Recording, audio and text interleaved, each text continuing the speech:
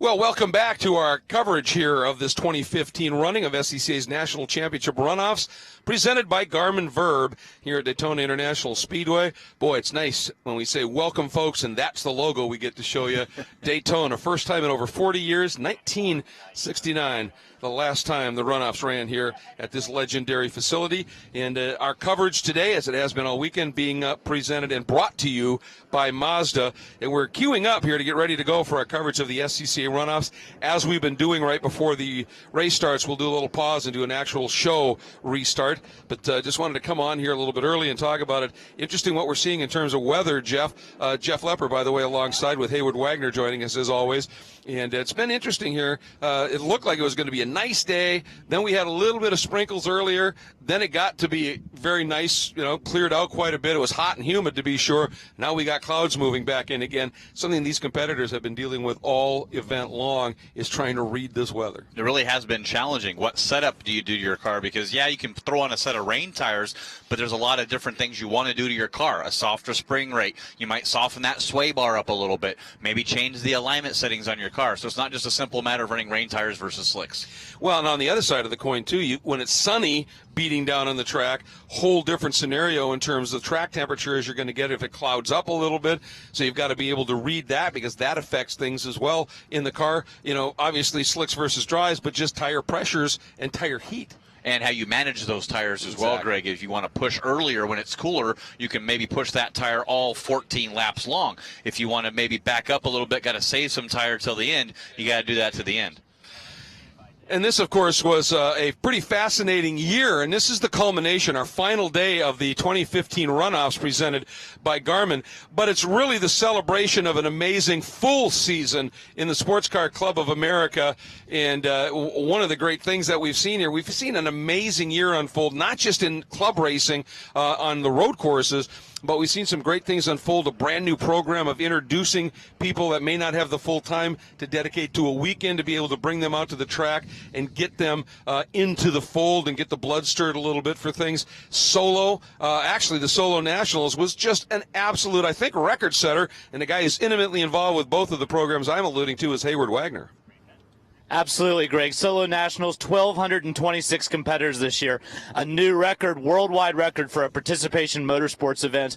And when you go to Nationals, you see everything from stock class cars that are daily drivers all the way to the highly modified, super radical cars that are pulling a ton of G-force, big wings. But, man, I got to tell you, the one thing you see at Nationals more than anything else is a bunch of people hanging out with their buddies and having a really good time. And now we're bringing more buddies into it when you think about that track night program, Hayward, that track night in America, which was really your department was what conceived of that. And by all counts, from what I'm hearing, it's been a huge success. It really has, Greg. We've seen about 4,200 participations so far this year, 85 events across the country at 18 venues. And this is a program that is a completely non-competitive recreational program. This is about getting guys and gals in their street cars out on course with an introduction to the sport. And the way that I always think of it, my other hobby is snow sports. And when I go to a ski resort, I get to have the day I want to have. I get to pick where I run. I get to pick how fast I want to go. This is exactly that. We're not here to teach you how to go real fast. We're just giving you an opportunity to explore your car, to be smart, be safe, and have everybody leave at the end of the day with a shiny and wrinkle-free car. And a great experience, and that's what sets the hook. And then from there, you've got options. If you just want to go solo and do that solo competition, which is a blast, that's where I started, that's where so many national champions started, obviously. But, Jeff, now you can do rallycross. If you like to do a little off-roading mixed in with your soloing, it's an absolute blast. You can come out and do a full program of club racing. And it doesn't mean you have to have the resources and the commitment to do a full national program. There's regional level racing, which is no less intense. It's just a little bit less costly and in ways even more fun because you don't have that level of intensity that you're thinking about. Well, that's what the word solo means. You're out there by yourself in some big parking lots. They do them mostly at airfields or stadiums, football, baseball stadiums, and they're locally all over your region. Just go to SCCA.com, find out where they're at. You take your street car, the car that you drive every day. They set up a cone track. You race around the cones. The best time wins for the weekend. They have those handicap with an index. They call it a pack system, that basically the car and the class that you're in for the pack's number. So So it's a good competition, and like Hayward Wagner said there, it's all the way up to where you have the full modified race cars. Some of the cars that you see like Atlantic cars out there, big monster wings, big downforce, down to where Grassroots Motorsports did a thing with the Honda Odyssey minivan. So you can run just a gauntlet of automotives there. The kids can come out. They have a go-kart class for the kids to run. It's just all about that club mentality, sports car club of America, and it's good to be a part of that. Yeah, that's the key right there. It is a club, and it is a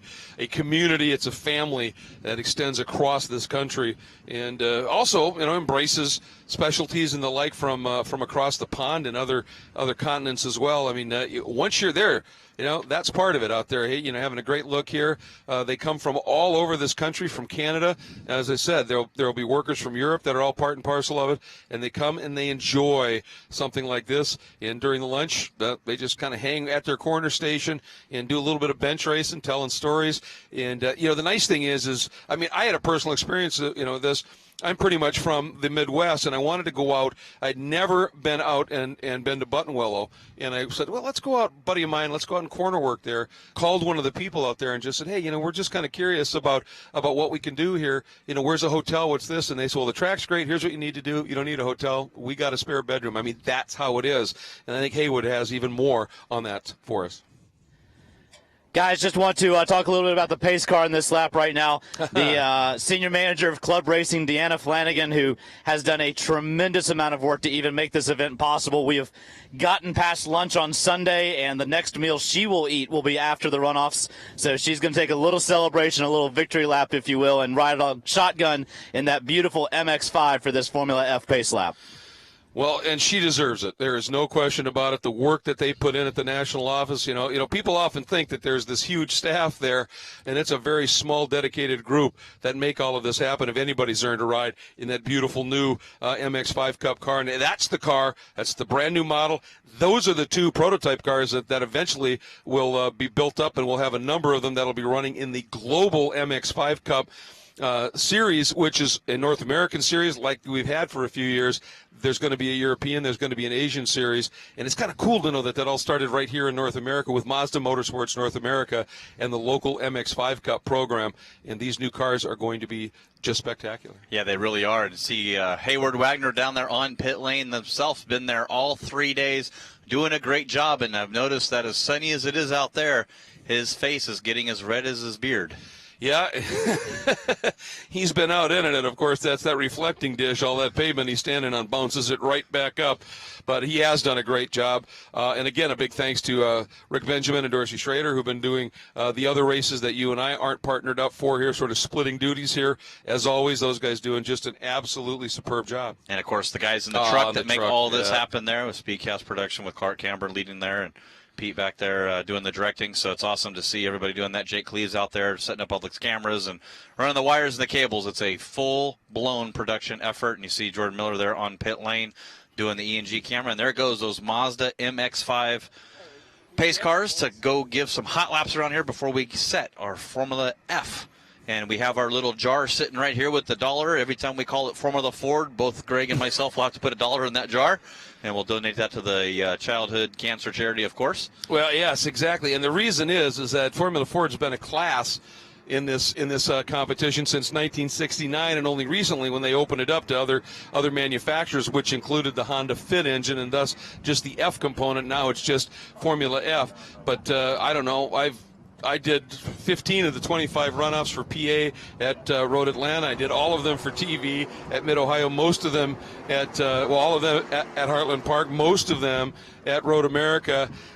Formula Ford just pops into your head every once in a while here, and you can't do anything about it. So forgive me when that happens. It's going to be inevitable, and hopefully they'll do a lot, so we have a lot of donation to give to that great cause. Yeah, I hope so too. And being able to race in Formula Ford back in the day, so it's going to be hard. And you see Tiana trying to stick her head out a little bit, get the true speed here, and I got to think the Mazda MX-5 Cup car is lapping a little quicker than the H production category here. So it's those show you how great those cars are, and to see that car race next year on a global platform in that MX-5 Cup, and some great things in store for winners of those programs, and all part of just on the sports car side working that Mazda ladder there.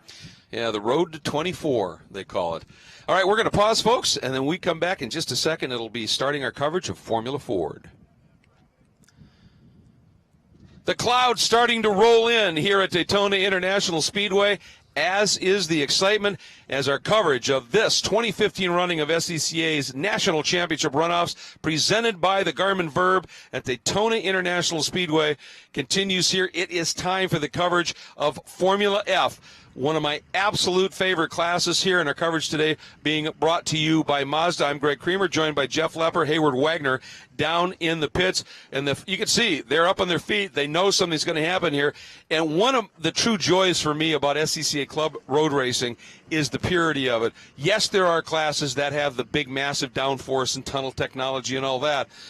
But to me, when you want a driver to really make a difference, you don't have wings, you have small tires. It's all about driver skill. And as a result, Formula F, which started as Formula Ford back in 1969, Jeff, this is a class that launched so many careers here with that simple principle. Not a lot of tire, no aero, slippery as can be in Hayward. That means the driver in this class, maybe more than any other, makes a massive difference.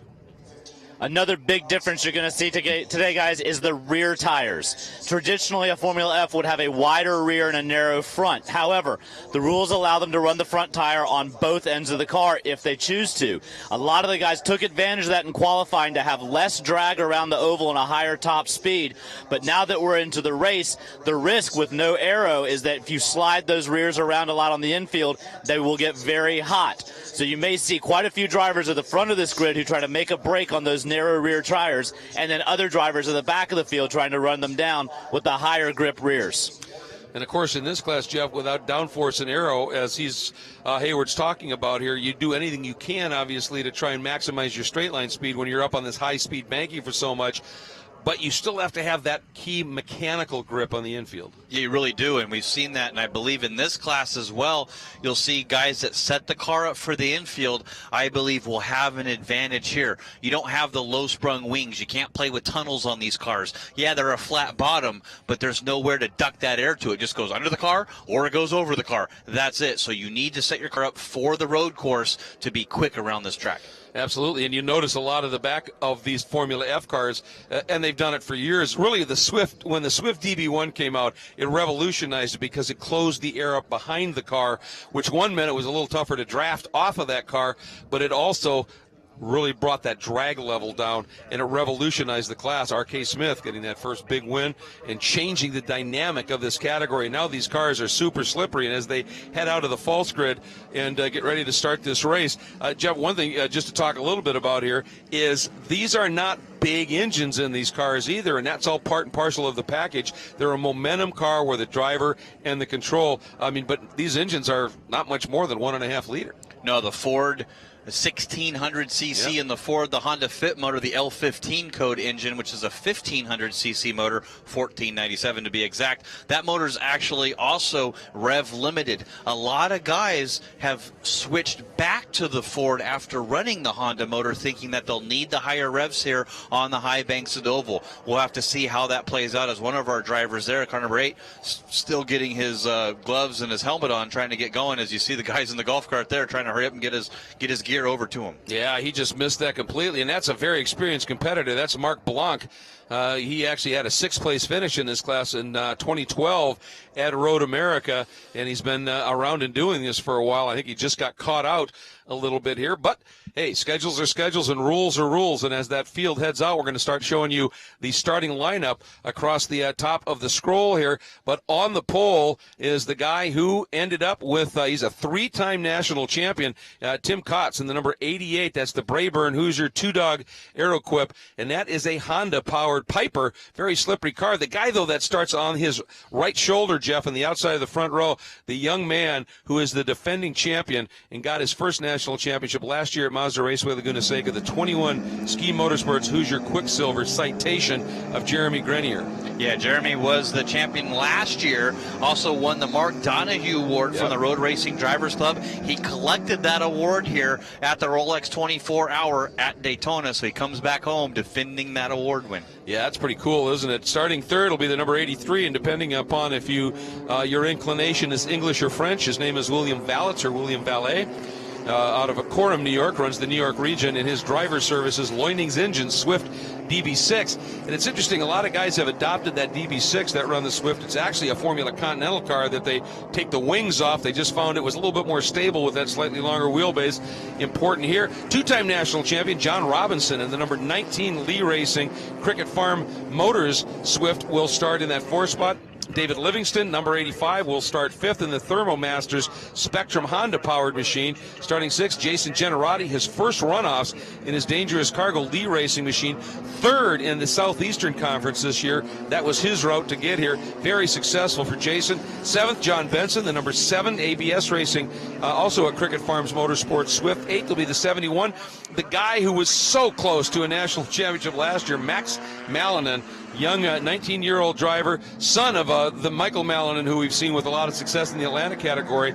And Max was in the hunt at Mazda Raceway, Jeff, for the win, trying to go for the lead, had a quick moment, looped it up in the corkscrew, something broke in the car, and he ended up in the gravel off in turn 10, but he is one quick gun, and I think he's going to be fun to watch. Yeah, it'd be great to see if he can catch a draft here and work his way through the field. Really had a miserable qualifying sessions on all 4 times and was only able to muster that 8th place finish. They've been working on that car setup-wise and on the scale platform for the past 2 days.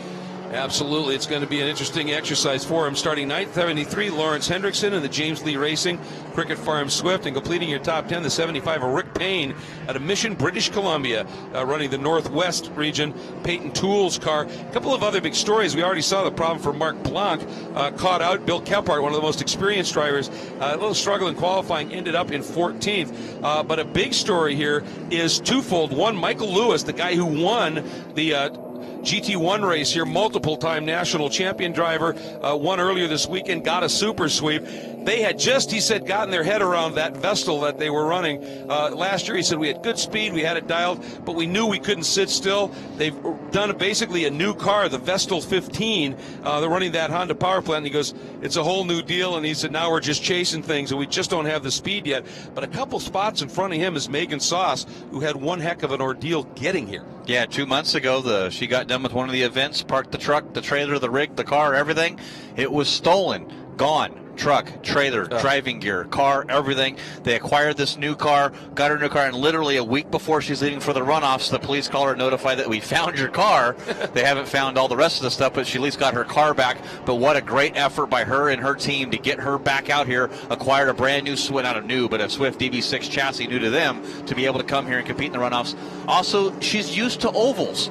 In her spare time, she's a roller derby girl, so she likes to run on those ovals and skates and 4 wheels, so she does it here again on the oval at Daytona. Oh, really? Well, if I'm on the outside shoulder of her going into a corner, I'd be a little leery because I could see that elbow swinging out of that cockpit and coming back here. Well, here we go. 50 miles, 14 laps, or 40 minutes of Formula F competition.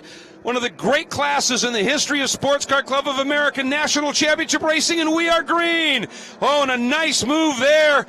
Look for that move from the outside. And look at this. They just fan out, Jeff. 2, 3 abreast. But Tim Kotz leads them down into the infield. Thought for a minute there we might see 83 Valet try and come down the inside. And he almost loses it with a big wiggle there, and that might cost him a spot or two. Yeah, I think that's going to be doing a big toss-up there. Number 73, that's Lawrence Hendrickson. And the number 11 of Hans Serino. Unfortunately, those cars take it up in turn 1, and I got to think, Greg, that's going to be a full course yellow. Yeah, there's no way they can get that cleaned up, and it's right in the middle of the racing line.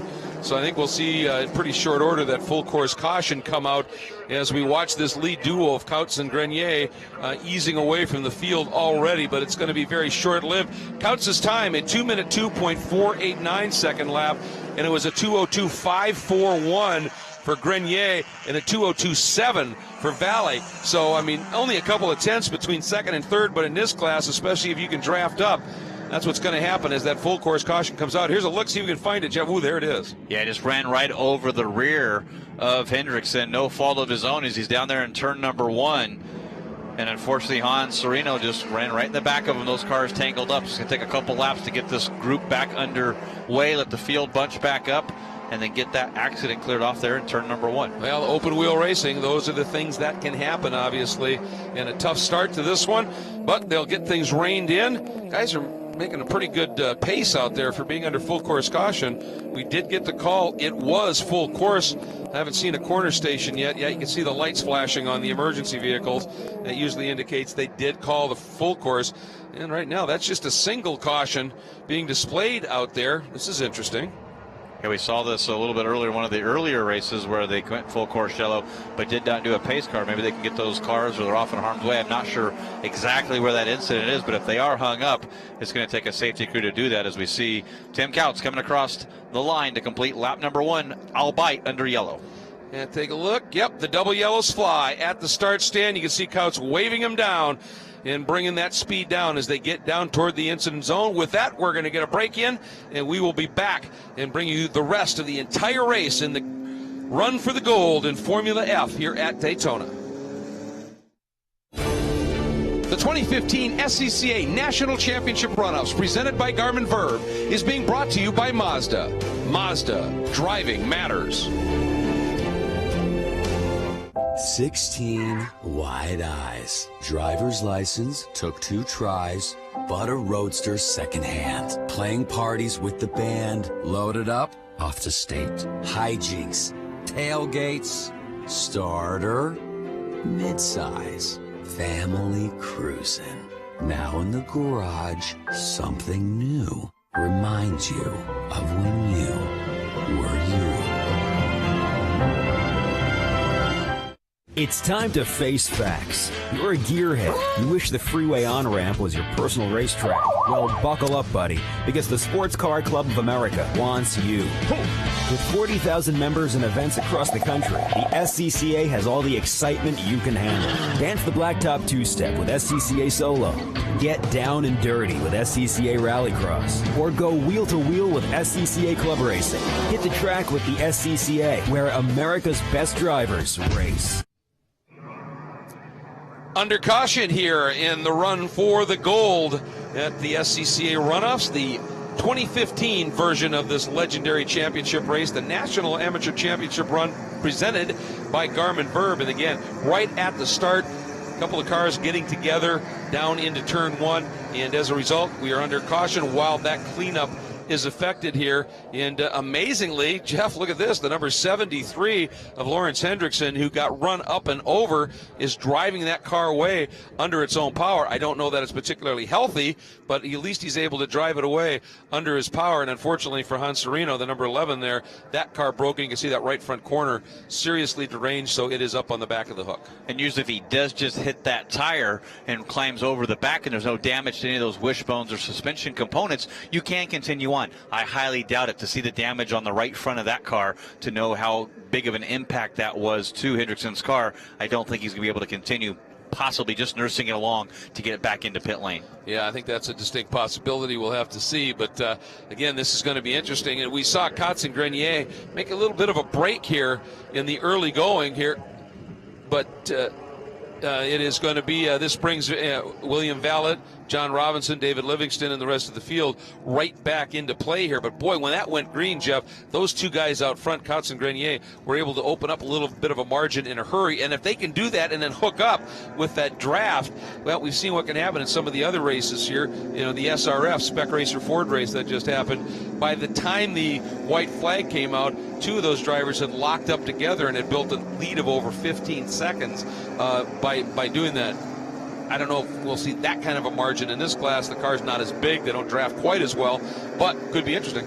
You can do it all on your own like Max Malinen has done. He's up to 3rd place after starting in 8th place. So he's all the way up to 3rd into medal contingent just within 1 lap. And that's an abbreviated lap to do that yellow. Well, I think he did a great job, obviously, where he started in that 8th spot outside, and I think he just ramped around a bunch of the cars as they checked up going in. And then, you know, the danger with that with an open wheel car is then as you try and blend back in, if you catch a wheel, this kind of thing can happen. And somehow he made it work, found a little bit of a gap, and we know he is quick. And he just had that issue in qualifying. I mean, his best lap in qualifying, when you take a look back at it, a 2:03.8 compared to the 2:02.4 and 5 at that front group. Not a lot. I mean, we're talking 0.3 of a second, and that's 6 spots. Again, they said he made a change on Tuesday, went back the wrong way, and then readjusted again. But the track conditions had changed so much, and the atmosphere had changed so much that when he went to go change it back again on Wednesday, he lost that time. And then Thursday, the conditions were terrible for their qualifying session, not able to get a good lap either. Well, this is going to be fun now. He certainly maybe has it dialed up. They've got the conditions set, and we get the call from race control. Green this time by. The lights are out on that brand new MX-5 machine, pacing the field and bringing it around. That car will make that move into pit lane, and we should be completing lap number 3. So still plenty of racing yet to go. 11 laps around this long Daytona International Speedway road and oval configuration. And up on that banking, that's a pretty sight, isn't it? It sure is. You got to see these open wheel cars, the big, huge bank here. They'll stay right on that yellow line as they come down around the oval, make the track as short as you can. But here, that little short chute between the exit of turn 4 and the entrance to the tri-oval, you'll see the pace car pull off and waiting for the green flag from our starter. Ooh, Grenier, he rolled into it a little bit, Jeff, but the green came out. He timed it maybe to perfection, and that has allowed he and Couch to get that little bit of a break. Malinin right there. Coming up with Malinin in that 4 spot now is Rick Payne. Payne trying the outside move, floats a little bit wide and not able to deal with it, and Malinin through and clean into that 3rd spot. And by the way, you see that big full yellow car there. That's that new Vestal 15. And Lewis, before that caution came out, had gone from way back in the pack. Michael Lewis had qualified 21st. He was in 11th. Yeah, good run for him, going up there, picking up half the spots that he needs to get up to the front of this field. You saw Livingston when he got on the side of Malin there, that really held him up, and that's going to allow Gittenradi to get up alongside of him now too as well, battling back there in that 5th and 6th place. Yeah, having some fun here in the early going. And Lewis, by the way, he said that car, that new Vestal 15, tons of potential. We just haven't tapped into it enough yet as we work at it, but that was the whole idea. You could see that good close pack. And, you know, there many's the time when we've seen some great racing, June sprints in particular, at another track where drafting plays key, that you see these cars running these nice packs, and it makes for some fascinating finishes as they work once again through Speedway 2 and 3, and then onto the super stretch in this long, long run down into the bus stop. And take a look there, that number 13 of Jason Generati, that is a Swift DB1. And as we said, that's the car that changed aero, because not only did it do the slipperiness to the body, Jeff, it was the first car to take all the suspension components inboard and out of the airflow, and that made a huge difference. It sure did. You just saw Rick Payne there clipping one of those cones and throwing it up in the air on the exit of the bus stop. The other thing about that Swift DB1 too is the driver sits way far forward. The feet are actually right there in the middle of the wishbone, sometimes over that if you're a taller driver. So really you get a lot of weight on the front of that car as you see another one of those Swifts off into the bus stop as well. Did not quite catch the car number on that. And Malinin took a little bit of a run trying to get around the outside of Grenier. Couldn't do it, but now he makes that run again, and he's going to try. He's got the car in the right position. Grenier, see if he gives him his time. Oh, they touched, and heavy that quick. Impact. Oh, huge impact. You've got to give people room down there. And our defending national champion and a guy with a huge shot at an opportunity for the title, both taken out, and a touch on those wheels, Jeff, it happens that fast. That's all that had happened. They just hooked up, and it shot them both into the wall. Watch the impact here as you see head on for Malinin, and you got to just thankfully for the Hans device. And I did see Malinin's hand reach up and try to grab his visor there right when the car does stop, so that's good to see, but hopefully both drivers are okay. Heavy impact for both of these cars. Yeah, you need a little bit of track awareness there, and that driver that is alongside, if he's established himself, you got to give him a little bit of racing room where bad things happen. And usually, you know, it's not just the guy that's running with you. If you don't give him the room, you're going to pay a price too. And both of these guys, big hits. So back under caution once again. Good to see that both their heads are moving. So that's a positive. You know, you always got to be very careful when you have a double head-on impact with both of these drivers. And mega impact there, and that's going to put Rick Payne up into 2nd place. Now Tim Couch is still going to be in 1st, and let's take another look here, a different angle here as they come down through, and just happens that fast there onto the inside, makes the contact, and heavy impact that inside wall on the exit of turn number 1. Yeah, you could see the minute that they touched, you could see the wheel, Mallinen's hand, that wheel just suddenly snapped on it. And that's another issue sometimes when it's sudden like that.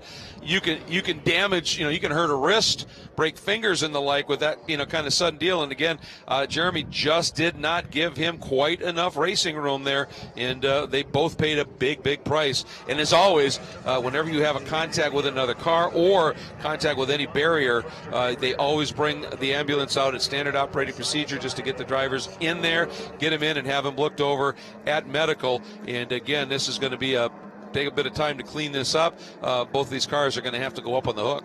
Yeah, Mallinen was right there on the inside, had his wheels on the gator strip on the exit, which normally you don't really do that far over, and I don't think Grinner just gave him enough room there, pinched him off, and all it takes is that little touch, and you saw the result.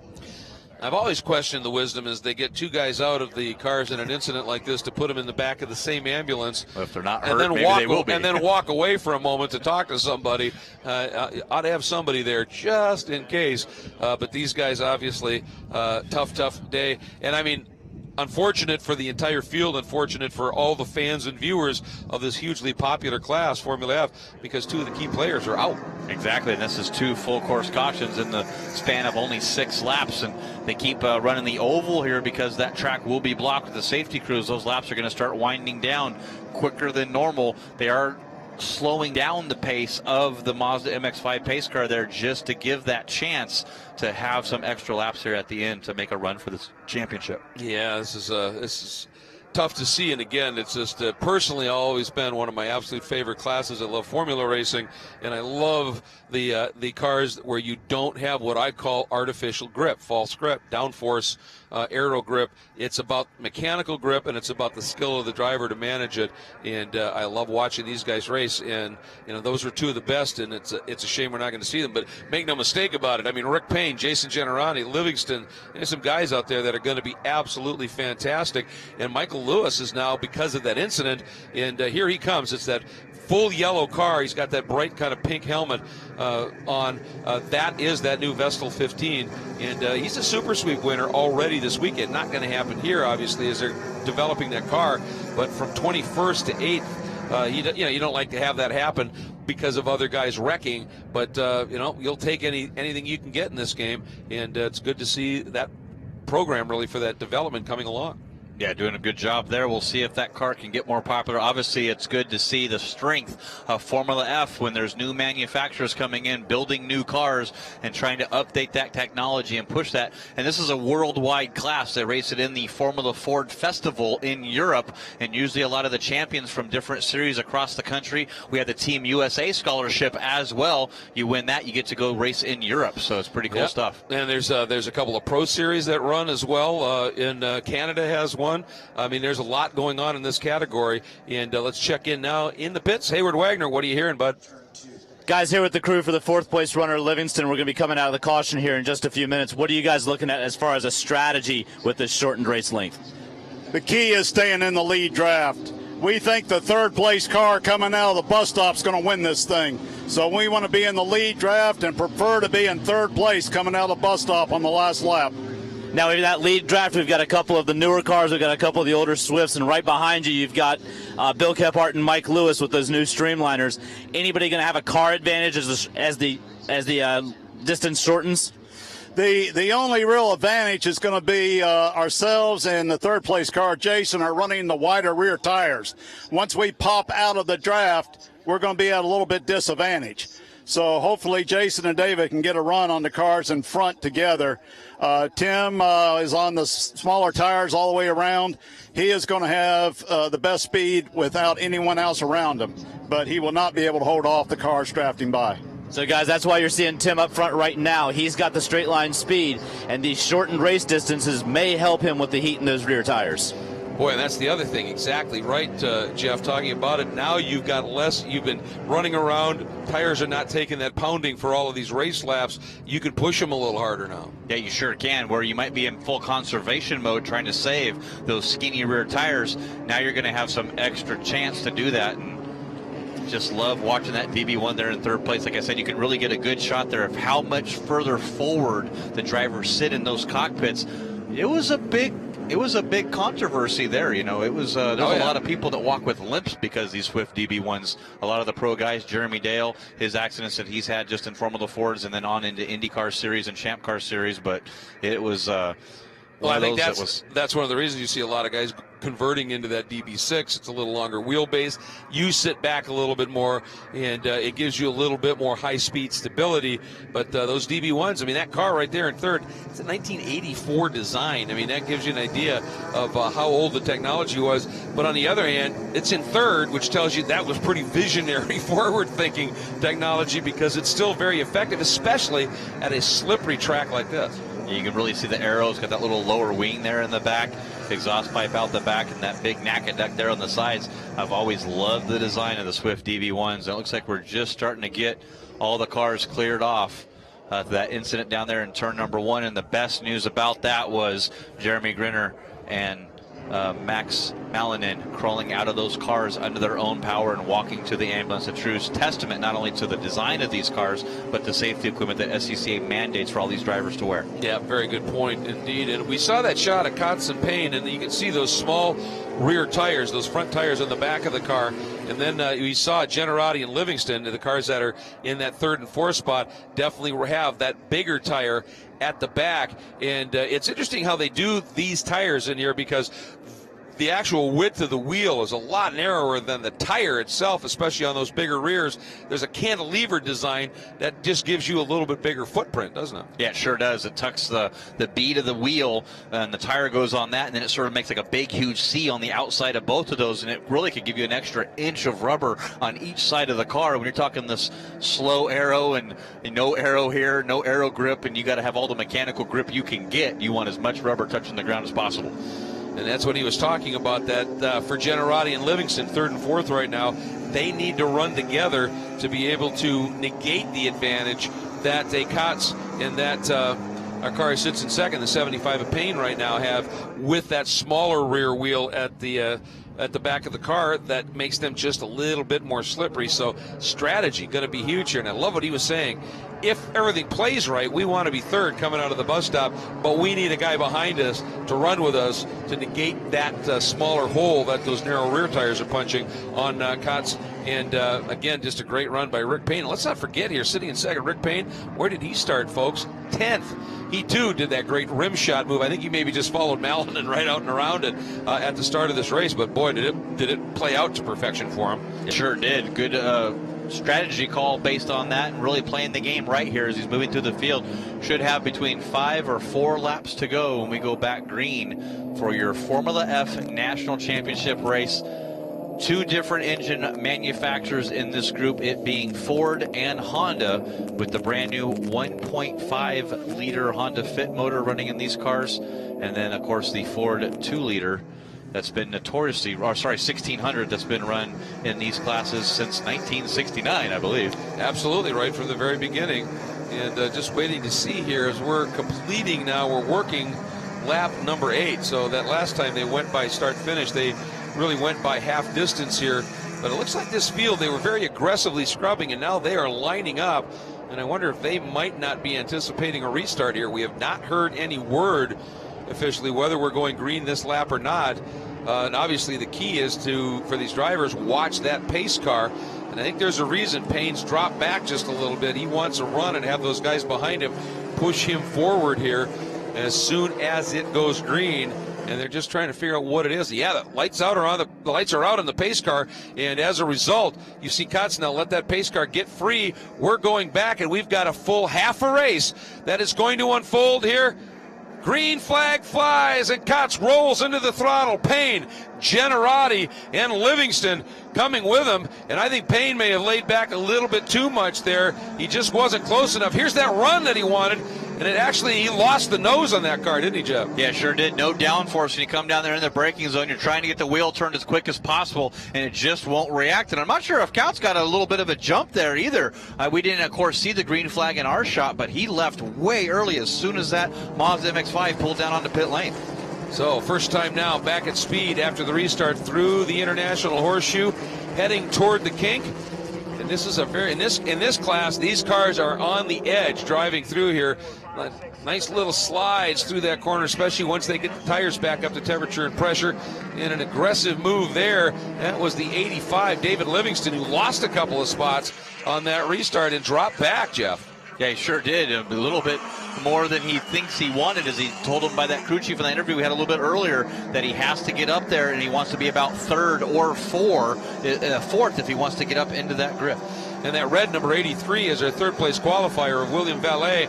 He had lost on those two starts to Malinan, the quick starting, again, driver that started in 10th, Payne, and the like. Now he is brought back into it as he was able to get around and make that move on Livingston.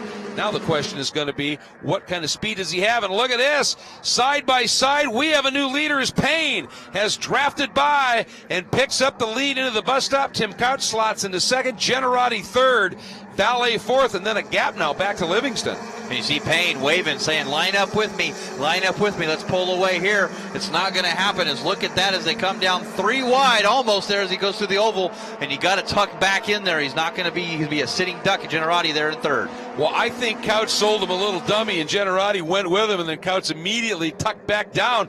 But the good news for Generati, well, for a moment there, it looked like Valet was going to go with him, and we have got them side by side as we complete lap number 9 in the run order here, and officially at the line it's Payne, Couch, Valet, and Generati. But I think we're starting to see everybody's testing the waters, Jeff, about just what kind of tow am I going to get and where. And maybe Couch decides that I think the best place for me is in second place. I can catch a little bit draft. I don't have to push as hard. Maybe cool my tires a little bit. Look to the inside there as Valet trying to make a move on Couch as well. And if he can get that completed here, it's all a matter of exit speed here. That kind of held him up. He had to tighten his radius. You can see Generati thought about it. And now, just a quick note here, we've got Andrew Melvin, who qualified 11th, getting around Livingston and up into the 5th spot. But now down into that west horseshoe. There is a look at the 83 of Valet with Generati. Then the gap in Livingston. Oh, he just dove underneath Melvin and took that spot away, but slowed them both up, Jeff, and they're losing touch with that lead group of 4. Yeah, Livingston just needs to back off a little bit, let McDonald pull back up in behind him, or if he needs to try to catch to the front of Andrew Melvin and maybe catch a little bit of a draft there on Generati. Meanwhile, look at what Payne has been able to do here. Yes, he had a great run through the infield after he had made that pass on Couch in the banking, and now he's got himself enough of a margin built up. Let's see what happens here. Valet, he's going to get a push now from Generati, and they both come up, move to the inside of Tim Couch as they head down into the bus stop, and it is Valet to the inside. Couch, is he going to try and ramp the outside? Nope, just left enough room, so he didn't impede his turn, and smart move by that champion right there, Tim Couch. He knows what he needs to do, but boy, did Valet get the line done, and then he just executed beautifully through the bus stop. Well, last lap by, he was a 2:04.298, fastest guy on the track by about 0.6 of a second. So that Swift DB1 on the rails. He looks to the outside of Rick Payne, getting the draft through the oval. Turn number 4 is going to have Couch come up behind him. It's a 3-car draft going to the outside of Payne. Now 3 wide as they come down to the stripe. 3 wide, then they settle into 2x2 configuration. Couch noses ahead. Ooh, a couple of big wiggles there by Valet, and that slowed both he and Payne up and allowed, I think that maybe there may have been a touch. If not, they were both real arrow loose at that point, and that puts Couch back into the lead. Generati second, Valet, the red 83 third, and the 75, the black and yellow machine of Payne now in fourth. They still have that bit of a gap over Livingston, who got around, and Hartley McDonald went by Andrew Melvin as well and picked up that 6th spot. Well, to see them bump drafting in Formula F down through the triumphs right here only happens at Daytona International Speedway. Yeah, and at a moment there you look at it and go, ooh, awkward. But they were able to hang on to it here. Ooh, big rotation there by the 83 of Valet as he's trying to get a run on Generati coming out of the West Horseshoe. Now up into turn 6. Hugely important corner. Watching both these Swifts and a little bit loose there for Valet. Got a little tank slap right on the exit up there, but how about these Swift chassis cars here? You see those guys team up and see if they can drive right around Couch, but it looks like that little wiggle that Valet had is going to affect him on the draft. We'll watch Rick Payne dropping all the way back to 4th place. As Generati gets up under the back of Couch, had to move out here to keep his speed up. that sort of negated and stalled his run. Then he tucks back in behind Couts, and looking way down to the inside is Valet. Not close enough, and he tucks back in behind. So Couts leads into the bus stop, chased by Generati, Valet, Payne, and then the gap back to fifth and sixth. Livingston, McDonald, and then Melvin watching what's going to unfold here. Now Couts got through the bus stop really well. So now that DB1, the white car, and the DB6, the red car, you would have thought it may have been a smarter move there for Valet to just get right up behind Generati and draft a little bit, but he elected to pop to the outside. Now they're side by side. Yeah, I think they would have stayed nose to tail. They quite possibly would have seen. Yeah, Valet starting back there in the third to see. He did not get it that time. He wasn't able to go around Couts for that lead, so he's going to want to be a little bit closer next time by. They're studying is what they're doing right now. They're trying to figure out where, at what distance back will I get the toe I need to be able to get the speed to slingshot around.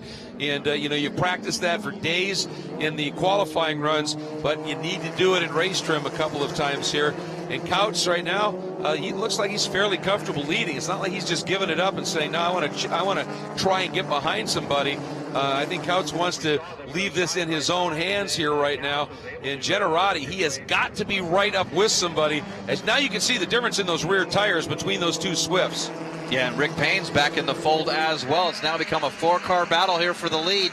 Was going to be 1 lap to go next time by, according to my calculations. It might be 2 laps to go. I'm sorry, looking at my Race Monitor app, trying to watch the live timing here. If you're tuned in at home, go to racemonitor.com and download that app, available for Android.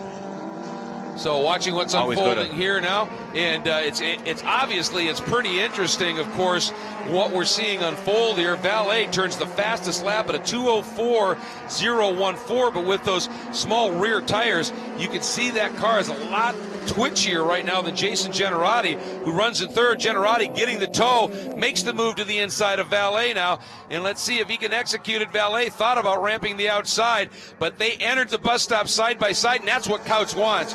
Go ahead, you guys, race. Right now, that is giving me the opportunity now to draw away. And now, watch what happens here as that red DB6, that's Valet, comes up on the back of Generati, running those bigger rear tires, punching a little bit bigger hole in the air, and he just pulls out and drives around. But these two guys have got to stop racing, Jeff. They've got to work together to get back to Couts. Yeah, Valet just needs to either stay in front, and the same thing with Generati, maybe before it don't make that pass in the bus stop and just stay on the back bumper there and try to run down Couts.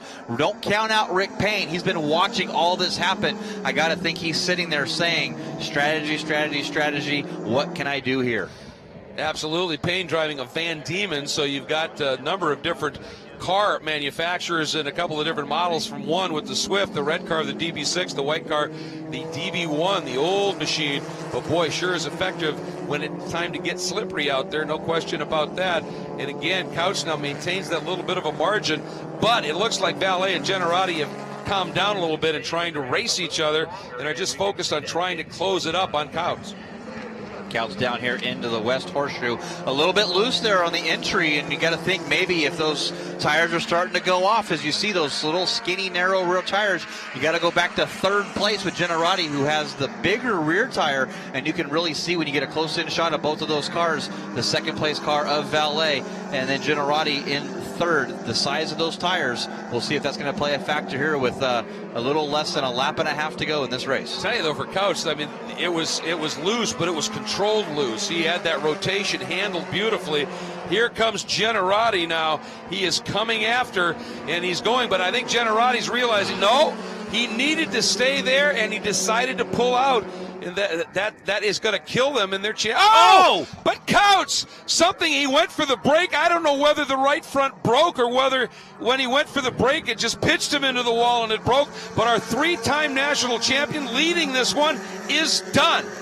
Devastation, just like what happened at Mazda Raceway Laguna Seca down there in turn number 4. Spun it down into the gravel trap. He was able to continue, but devastation here. Let's see exactly what happens again. Watch that right front. We're looking for the brakes here, and the car just pitched a little too much rear brake, it looks like, and stuffed that car into the right side wall. Wow, the things we have seen here this weekend. So now, as we come around to complete lap number 13, and 1 lap to go, this is it. You've got the small rear tire DB6 up in the lead. The big rear tire, DB1 from Swift, in second.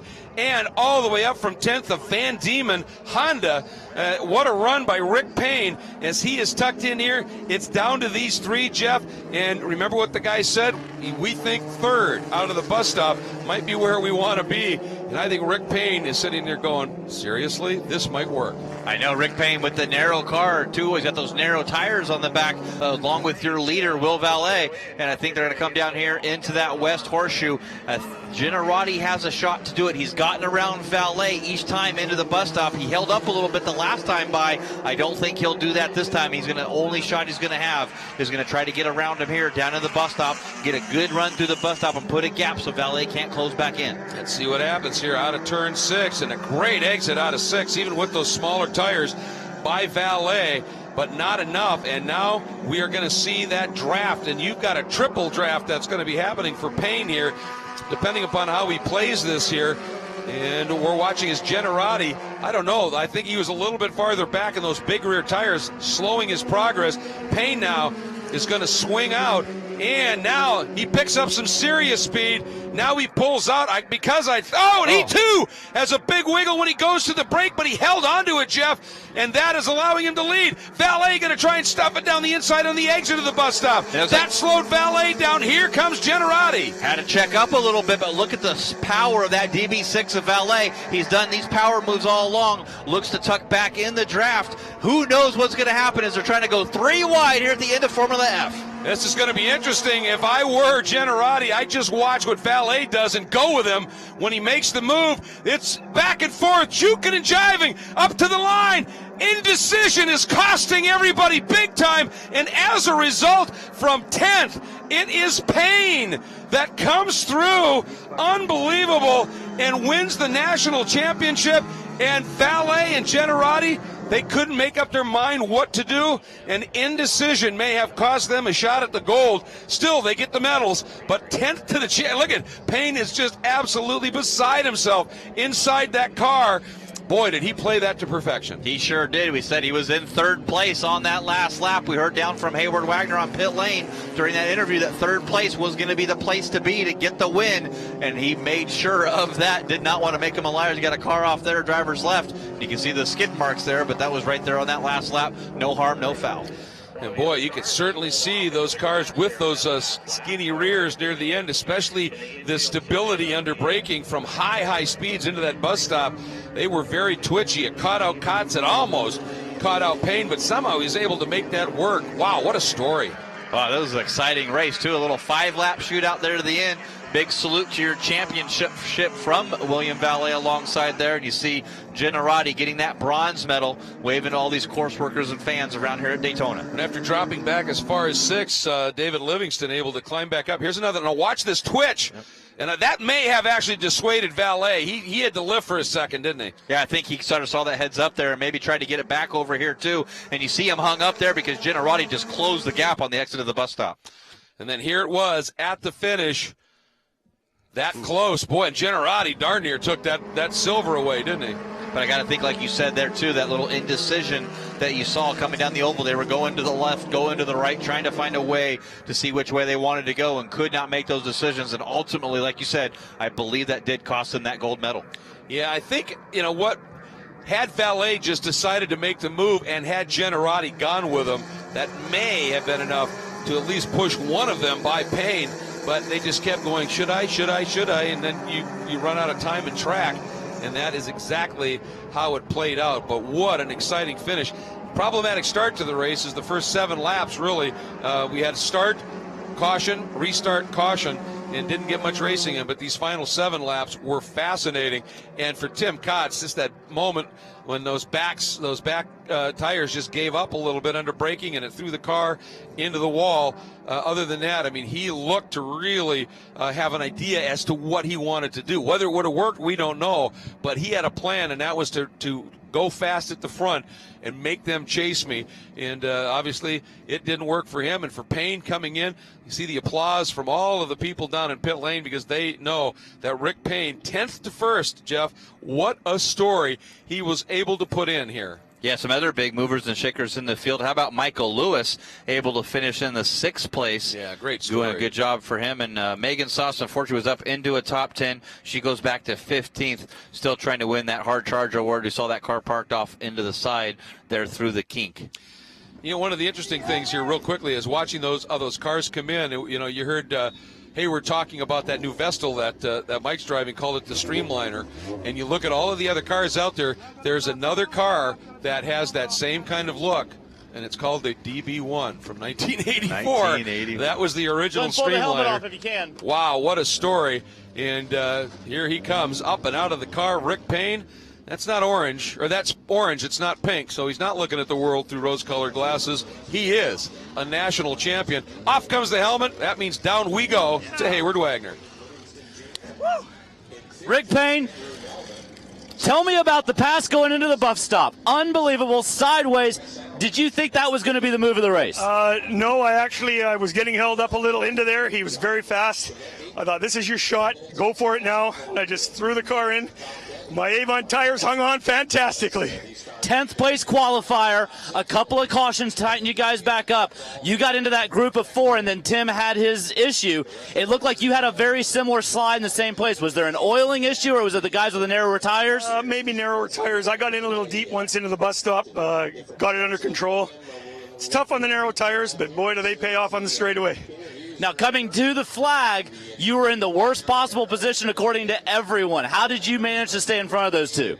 Elite engines power and skinny Avon tires, my man. Great engineering by Dan Campbell. Well, a fantastic drive for you. An unbelievable finish here in Formula F.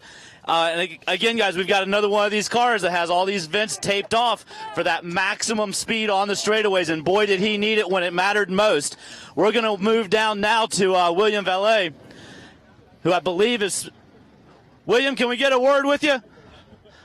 What a race. You and Generati coming out of the bus stop, it looked like indecision was your worst enemy on which side to go, and you just kind of got caught behind the leader. He had a great drive by him, by the way, and thanks to Jason for playing nice. We just couldn't, we had to stay in the draft. Jason was behind me, and I couldn't quite pop out early enough, because if I popped out, Jason would squeeze underneath me behind Rick and probably take second place, so we had to hedge our bets a little bit in the last lap. Talk about the pass going into the bus stop. Did you get a look at the car in front of you with the slide? I was sideways because Tim went right into the wall, and I was completely sideways going in there, too. It took us by surprise. So I was a little tentative coming in the next lap into the bus stop. That's how Rick went right around the outside. Well, a great drive for you. A second spot here on the podium in Formula F. And we've got Jason next. Jason Generati, I met you last year at the Formula Fest, and you were talking about how hard it is to run in this class with all the equipment that these guys are bringing. You're the only Kent-powered car, I believe. Kent Power, am I correct? Yeah, well, the only. Bill finished second on these Kent. Oh, at the Formula. You were the only one there. Yeah. 2 Kent cars on the podium here. How gratifying! I know you wanted to win this race, but how gratifying is it to come here and compete at this level? No, it's incredible. We got in front of some really fast guys, and we stayed up there, and it's unbelievable. Podium finish. Yeah, I don't know where my dad is, but wherever my dad is, you know, this is a father and son team, and we did awesome. So truly a shoestring budget for you guys coming here and running the runoffs. You had a shot at the win coming in out of the bus stop. You were where you wanted to be in that third spot. It just looked like you guys got kind of bunched up through NASCAR 3 and 4 and couldn't really close the gap. Rick was doing a good job of keeping us behind them, and Bill and I, we couldn't do it. We didn't want to hit each other, and yeah, it's just what it was. So we're still good though. Well, a tremendous credit to you and the others for keeping that one clean. That was a fantastic finish. Listen to the emotion down there. That is what it is all about. Wow, what a great story for those guys. And here's the thing, and I bought this car when he was born. We've had it 30 years. In a couple of years, he said, "Dad, can I give it a shot?" I said, "Yes," and I can't believe where he ended up. I just can't. How proud are you of this kid? He's done so many good things in his life. Engineer, great human being. This is just icing on the cake. Just icing on the cake. Well, I'm not sure who the congratulations goes to, you or him, but definitely a team effort. Him. He drove the wheels off that car. All right, guys, a great family story here in Victory Lane. Absolutely, and you know what? That's a podium in his first ever runoffs. So that's pretty impressive and a great drive. and in a DB1. 30-year-old car. That is just fantastic. Obviously, that technology working. And here's another one for Rick Payne. You know, this is his third Runoffs. He's had 2 top 10s. Previously, last year at Mazda Raceway, Laguna Seca, he ended up with a 6th. But today, he comes through with a win and a gold medal over Valet, Generati, then Livingston, a great comeback drive, Melvin. Michael Lewis showing what that Vestal is going to be capable of. Wes Allen, Mark Blanc, remember, he had to go to the back of the field and fought his way up into 8th. Imagine what he may have been able to do if he had not missed that call to the grid and the like. So some great stuff. And for Rick Payne, I loved it when Hayward said, so what was the secret today? And he went, lead engines and skinny Avon tires, my man. That was fantastic. That's all it took. Yeah, that was it, man. And some brilliant driving. And, of course, as we said, this one started a little rough here in the opening lap. Watch right there. A couple of guys got together and ended up having us under caution for a little while. Then this moment, actually kind of a spooky one, Jeff. Yeah, it really was, with Malin and Grenier, your championship winner last year, tangled together in both head-on collisions. Good news, they both got out of the cars under their own power, got in there, and then the changer of this race, Tim Couch leading, runs into the wall on the right side, maybe had a mechanical failure, maybe just lost the grip here. As you see, this move here, boy, Payne, that big wiggle, he was doing it too. They were so on the edge down in there. Yeah, those skinny little rear tires you could run here to try to get that better aero made these cars a little more unstable than they already are. And I think that was just a result of that. And here comes your finish in Formula F. And look how close Generati got indeed to that second place. But now Rick Payne, he gets a very special lap. That was what it looked like as he pulled into victory circle. Then they do the interview, then they give him that checkered flag, and he gets to go out and do a very special lap of honor. So Formula F in the books. Again, one of the great classes in the history of SCCA's National Championship Runoffs, presented by Garmin Verb. And again, a class that is just, I think, one of the great driver classes in any category. And that means Rick Payne today, you did something mighty special, my friend. Congratulations to Rick, William Valet, and Jason Generati. We'll be back to Daytona for more national championship racing, but Formula F is in the books.